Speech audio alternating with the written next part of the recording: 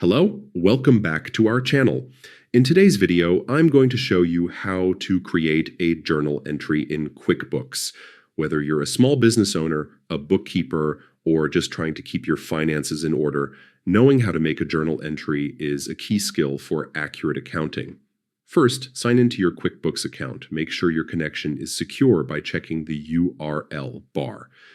If you have multiple QuickBooks versions, select QuickBooks Online so you're working on the correct platform.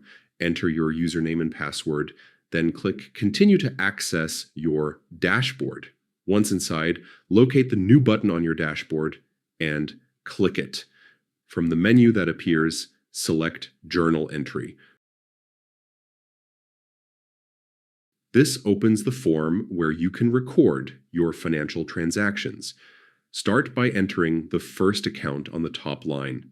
It will either be debited or credited depending on the transaction.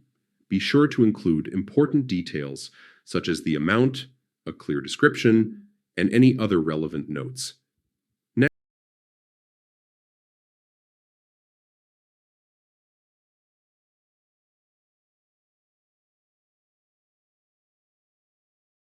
Next, move to the second line and enter the other account involved in the transaction.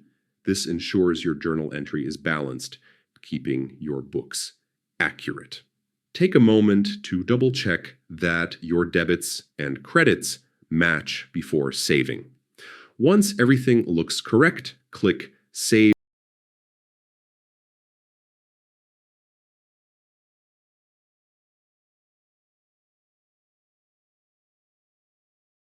and New if you want to create another entry, or simply click Save to finish. And that's it. You've successfully created a journal entry in QuickBooks. Practicing this regularly will help you maintain organized and precise financial records, which is essential for smooth bookkeeping and reporting. Thanks for watching, and do not forget to like, share, and subscribe for more practical QuickBooks tutorials and tips.